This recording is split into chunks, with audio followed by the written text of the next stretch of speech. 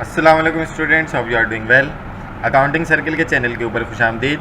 Student, जैसा कि आपको मालूम है कि हमारा अकाउंटिंग फॉर डेप्रिसिएशन का चैप्टर चल रहा है और क्रैश कोर्स की आज की हमारी जो सीरीज़ चल रही थी तो उसका ये लास्ट क्वेश्चन है, प्रॉब्लम नंबर 13, जो कि हमने बीकॉम पार्ट 1 2009 रेगुलर का क्वेश्चन नंबर 8 लिया है।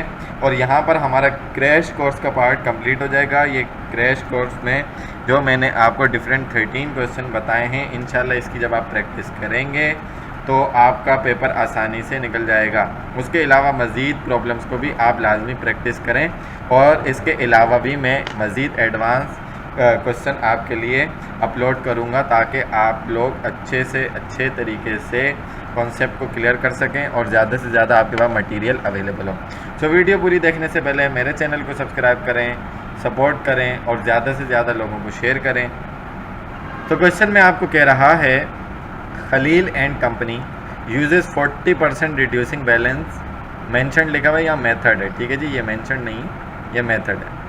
तो डिमिनिशिंग बैलेंस मेथड कह लें, ठीक है, रिड्यूसिंग बैलेंस मेथड कह लें, डिक्लाइनिंग बैलेंस मेथड कह लें। For its office equipment costing, पहली इंफॉर्मेशन हमें दे दी एसेट के हवाले से कि 3 लाख की उसकी कॉस्ट है, जो कि एक्वायर किया था हमने सितंबर 1 को 2005 को, और 40% रेट लगेगा डेप्रिसिएशन का।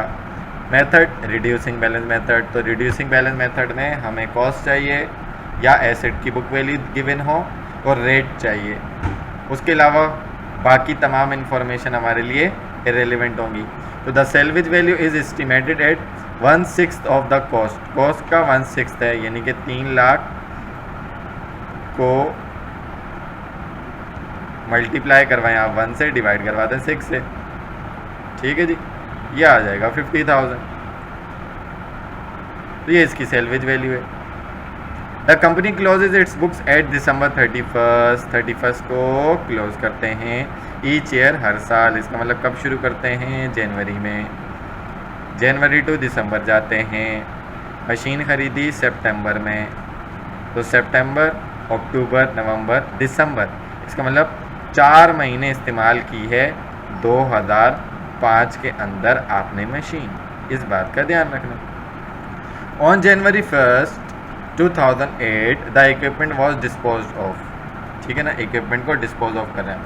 As under each of the following independent situation, नीचे दी गई 3 सिचुएशन के अंदर इंडिपेंडेंटली। पहली सिचुएशन, आप डिस्कार्ड कर रहे हैं इक्विपमेंट को विदाउट एनी प्रोसीड, यानी कि आप डिस्कार्ड कर रहे हैं और उसके बदले में आपको कुछ भी नहीं मिल रहा, कोई पैसा वैसा इनफ्लो नहीं हो रहा।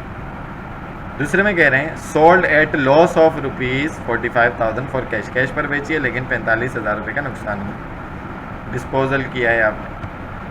थर्ड में कह रहे हैं कि exchange with similar type of asset, इसी टाइप के एसेट के साथ आपने एक्सचेंज किया, यानी कि पुराना जाएगा नया आएगा। अलॉन्ग विद, साथ में आपने कैश पेमेंट भी की है 16,200 की। Having trade in loss of 5,000, तो यहाँ पर ट्रेड इन का मतलब क्या होता है कि जब आप पुराना एसेट एक्सचेंज करते हैं तो वो एक्सचेंज करते वक्त आपको 5,000 रुपये का लॉस भी हुआ है। इसका मतलब आपकी सेलिंग प्राइस कम हुई होगी और आपकी बुक वैल्यू ज़्यादा हुई होगी, वो हम कंप्यूटेशन में निकाल कर देखेंगे। रिक्वायर्ड में कहता है पार्ट ए में, compute the book value of the asset eight 1 January 2008, book value मालूम करनी है, यानी कि तब तक का पहले डेप्रिसिएशन कैलकुलेट करना पड़ेगा। बी में कह रहे हैं give the adjusting and closing entries at December 31, 2007 तक की एडजस्टिंग और क्लोजिंग बनानी है, यानी कि डेप्रिसिएशन की बनानी पड़ेगी। फिर कह रहे हैं कि prepare general entry for each type of the disposal stated above, तीनों केसेस की आपने अलग अलग एंट्रीज बनाकर दिखानी है। एक डिस्कार्ड का केस है, एक डिस्पोजल का केस है और एक एक्सचेंज का केस है, 3 केसेस है। तो सबसे पहले पहला रिक्वायर्ड हम लोग करते हैं और देखते हैं कि डिमिनिशिंग बैलेंस मेथड से हमारा डेप्रिसिएशन कैसे कैलकुलेट होगा। तो कॉस्ट ऑफ ऑफिस इक्विपमेंट कितनी थी? 3 लाख थी। सेल्वेज वैल्यू नहीं लेंगे, लेस करवाएंगे सबसे पहले डेप्रिसिएशन ऑफ ईयर 2005, तो 3 लाख का 40% हम लेंगे, ठीक है। तो 3 लाख का 40% जो आएगा वो हमारे पास 1,20,000 आएगा, ठीक हो गया। ये माइनस की साइन लिखी हुई, ये माइनस नहीं है, ये इज इक्वल टू है, ठीक है ना। 3 4 12 होता है, 1,20,000 हो गया। लेकिन पहले साल तो पूरा साल इस्तेमाल हुई नहीं, सितंबर टू, अभी ऊपर बताया मैंने यहाँ पर आपको कि सितंबर टू दिसंबर इस्तेमाल हुई, 4 महीने। तो 4 महीने का डेप्रिसिएशन कैलकुलेट हो गया, 20 मल्टीप्लाई बाय 4 डिवाइडेड बाय 12, तो डेप्रिसिएशन आ गया 40। तो पहले साल का अलाउंस भी यही होगा। इसको मैंने इस तरीके से किया, आप चाहें तो चार्ट की फॉर्म में भी कर सकते हैं, जो कि मैंने आपको प्रीवियस लेक्चर्स में सिखाया हुआ भी है। तो 3 लाख में से आपने माइनस किया 40,000, तो बुक वैल्यू न्यू ईयर की कितनी आएगी 260। तो अब आप 260 पे डायरेक्ट कैलकुलेट करेंगे, लेस डेप्रिसिएशन ऑफ द 2006 में आपने पूरा साल इस्तेमाल की, तो 260 का जो बुक वैल्यू है उसका 40% कितना आएगा 1,04,000। 1,04,000 आप जब माइनस करवाएंगे 260 में से, तो आपके पास बुक वैल्यू आ जाएगी 2007 की ओपनिंग 156,000, और 2007 में भी आपने पूरा साल इस्तेमाल की, तो 156,000 का 40% 62,400 आया। तो बुक वैल्यू में से आपने इस साल का डेप्रिसिएशन माइनस किया, तो 93,600 आ गया। और चाहें तो आप कॉस्ट में से अकम्युलेटेड डेप्रिसिएशन माइनस करवा दें। अकम्युलेटेड डेप्रिसिएशन कैसे माइनस करवाएंगे?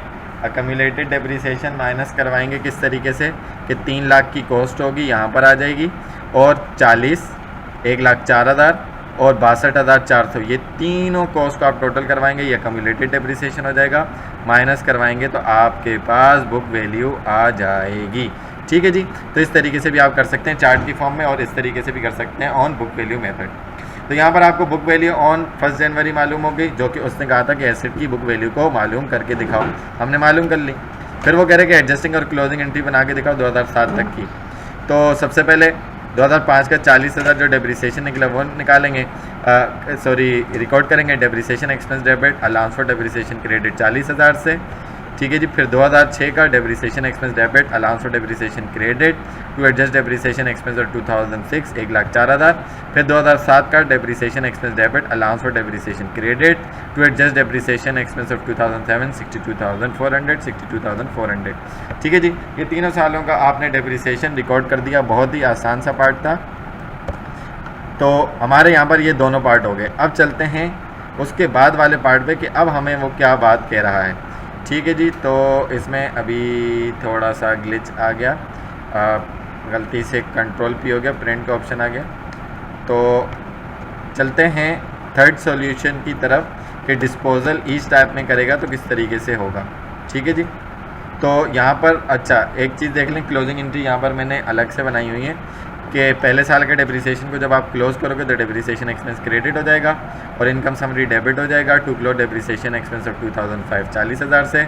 2006 के एक्सपेंस को क्लोज करेंगे तो डेप्रिसिएशन एक्सपेंस क्रेडिट 1,04,000 और income summary debit 1,04,000 to close depreciation expense of 2006। इसी तरीके से 2007 के डेप्रिसिएशन को क्लोज करेंगे तो क्रेडिट और income summary debit 62,400 to close depreciation expense of 2006। ठीक है जी। तो ये एडजस्टिंग और क्लोजिंग एंट्रीज दोनों की हो गई। उसके बाद अब हम देख लेते हैं कि डिस्पोजल, एक्सचेंज और डिस्कार्ड में हमारे पास क्या कंडीशन निकलती है और तीनों पार्ट में हम किस तरीके से कंप्यूटेशन करेंगे और किस तरीके से उसकी एंट्रीज बनाई जाएंगी। सो पहले पार्ट में उसने कहा कि हम एसेट को डिस्पोज कर रहे हैं। अब हमारे एसेट की बुक वैल्यू कितनी थी 2008 यानी कि 1 जनवरी को जो हमने कैलकुलेट की थी ना। ठीक है। अब पहले पार्ट की बात करेंगे, डिस्कार्ड कर दिया अपने इक्विपमेंट को या अपनी मशीन को विदाउट एनी प्रोसीड, कुछ नहीं मिला। और 2008 को आपकी बुक वैल्यू कितनी थी 93,600, तो इस पर वर्किंग होगी। तो बुक वैल्यू ऑन जनवरी 1 2008 कितनी थी? पहले केस के मुताबिक 93,600 लेस करवाएंगे, सेलिंग प्राइस या प्रोसीड कह लें 0। इसका मतलब कि आपका एसेट पूरा का पूरा आपको लॉस दे रहा है कितना 93,600 का लॉस दे रहा है। ठीक है जी। तो इसकी पहले एंट्री बना लेते हैं। पहले केस की खलील कंपनी जर्नल। तो आपका इक्विपमेंट कितने का था? आपका इक्विपमेंट सर 3 लाख का था। 1 0 यहाँ पर कम लगा हुआ है तो इसको मैं बढ़ा देता हूँ, तो इक्विपमेंट हो गया क्रेडिट। ठीक है जी। लॉस हो गया कितने का? लॉस ऑन डिस्पोजल 93,600 और अलाउंस फॉर डेप्रिसिएशन भी क्योंकि एसेट जा रहा है तो अलाउंस फॉर डेप्रिसिएशन क्लोज हो जाएगा 2,06,400। तो ये कहाँ से आया? ये ऊपर कैलकुलेट किया हुआ है। ये 2005 के 4 महीनों का प्लस 2006 का, ठीक है, प्लस 2007 का जो डेप्रिसिएशन हमने ऊपर कैलकुलेट किया था उसका अलाउंस है। ठीक है जी। ये मैं आपको ऊपर अभी बता भी देता हूँ कि ये जो आपने निकाला था कि 40,000 और 1,04,000, ठीक है जी, तो 144 तो ये हो गया, उसमें 60,000 ये मिलाया तो ये हो गया आपके पास 2,04,000 और 2 मिलाया तो 6 हो गया, तो 2,06,400 रुपये हो गया। ठीक है, तो आपके पास ये एंट्री बन गई। To record the discard of equipment without any proceed या ऑन लॉस कह सकते हैं आप। ठीक है जी। उसके बाद सेकंड पार्ट में अगर हम जाएं तो computation of balance received of cash, कितना बैलेंस रिसीव हुआ देखें। सेकंड पार्ट में उसने कहा क्या था, उसने कहा था कि आपने बेचा है 45,000 रुपये लॉस पर, यानी कि 45,000 का आपको लॉस हुआ है कैश पर तो बेचिए, लेकिन लॉस हुआ है 45,000 का। अब आपकी बुक वैल्यू याद रखें, नॉर्मली जब आप डिस्पोज करते हैं तो आपके एसेट की कॉस्ट होती है, लेस करवाते हैं अकम्युलेटेड डेप्रिसिएशन, बुक वैल्यू आती है, उसके बाद माइनस करवाते हैं सेलिंग प्राइस, तो फिर गेन या लॉस आता है। अब यहाँ पर आपको बुक वैल्यू दी हुई है तो यहाँ वाले क्राइटेरिया में करना है, बुक वैल्यू दी हुई है 45,000 रुपये का लॉस है। ठीक है, तो अब आप सेलिंग प्राइस या प्रोसीड कैश रिसीव कितना कैसे मालूम करेंगे, तो इसका फॉर्मूला बना लीजिए कि सर लॉस बराबर है book value minus selling price के। अब सर लॉस तो मालूम है 45 है, ठीक है जी, और बुक वैल्यू मेरे पास कितनी है सर 93,600 की। ठीक है जी, तो माइनस सेलिंग प्राइस तो नहीं मालूम, यानी कि प्रोसीड कैश रिसीव कितना किया वो तो नहीं पता, तो ये माइनस का वहाँ चला जाएगा और ये प्लस का यहाँ आ जाएगा। जब आप माइनस करवाओगे तो 93,600 में से 45,000, तो इसका मतलब आपको कैश कितना रिसीव हुआ 48,600 रुपीज़ का, यानी कि आपकी बुक वैल्यू इतनी है और आपको मिला इतना है, तो इसलिए आपको 45,000 का हो गया लॉस। तो अब चलते हैं सेकंड पार्ट की एंट्री के लिए कि आपको कैश कितना रिसीव हुआ सेकंड पार्ट के अंदर, वो आपने देखना है। तो आपका इक्विपमेंट जो है वो सोल्ड हो गया, 3 लाख का आप क्रेडिट कर देंगे, अलाउंस और डेप्रिसिएशन सेम वैल्यू से क्लोज होगा, 45,000 रुपये का आपको लॉस होगा, वो क्लोज करके आप वो रिकॉर्ड एडजस्ट करके डेबिट करेंगे। और आफ्टर दैट ये यहाँ पर जो कैश की प्रोसीड है ये 18,600 गलत लिखी हुई है, 48,600 है, मिस प्रिंटिंग है। ठीक है, 48,600 रुपये, तो ये आपके पास कैश हो गया डेबिट, कैश रिसीव हुआ डेबिट, लॉस हुआ डेबिट एक्सपेंस है, और अलाउंस और डेप्रिसिएशन सेम 2,06,400 क्लोज कर देंगे, और इक्विपमेंट सोल्ड हो गया तो क्रेडिट हो गया। To record the sale of equipment on loss भी कह सकते हैं। ठीक है जी, तो ये हमारा सेकंड पार्ट था। थर्ड पार्ट की तरफ जाएं तो उसने हमें क्या कहा था कि भैया आपने अपने एसेट को सिमिलर एसेट के साथ क्या किया है, एक्सचेंज किया है, और आपने उसके ऊपर 16,200 की पेमेंट भी दी है, और आपको एक्सचेंज करने पे 5,000 का लॉस भी हुआ है। तो कंप्यूटेशन कर लेते हैं। बुक वैल्यू हमारे पास गिवन है 93,600, लेस करवाएंगे लॉस ऑन एक्सचेंज, 5,000 का लॉस हुआ, माइनस करवाया तो इसका मतलब ट्रेड इन अलाउंस कितना हुआ 88,600। सेम वही वाली बात है कि बुक वैल्यू में से सेलिंग प्राइस माइनस करवाते हैं। ट्रेड इन अलाउंस का मतलब क्या होता है, selling price of the asset. तो आपके पास यहाँ पर क्या हुआ कि लॉस आया, तो सेम यही वाला फॉर्मूला आपने अप्लाई किया कि लॉस तो आपके पास 5,000 मौजूद है, ठीक है, और बुक वैल्यू भी आपके पास मौजूद है 93,600 की, ठीक है, माइनस ट्रेड इन अलाउंस, ये आपको मालूम नहीं था, ठीक है, तो trade in allowance is equal to इधर चला गया, 5 इधर आकर इससे माइनस हो गया, तो ट्रेड इन अलाउंस कितना आया 88,600 का आ गया, यानी कि selling price of the asset कम है।